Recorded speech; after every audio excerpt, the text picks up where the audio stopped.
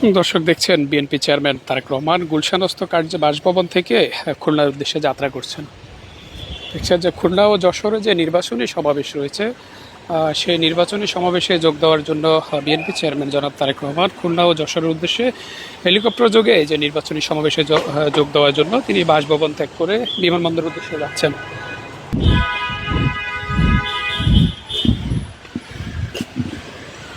দেখছেন BNP chairman জনাব তারেক রহমান আজকে খুলনা ও যশোরে যে নির্বাচনী সমাবেশ রয়েছে সেই সমাবেশে যোগ দেওয়ার উদ্দেশ্যে তিনি বাসভবন ছেড়ে বিমানবন্দরের উদ্দেশ্যে যাচ্ছেন। জানেন যে আজকে হেলিকপ্টার যোগে ওনার এই নির্বাচনী সমাবেশটি রয়েছে।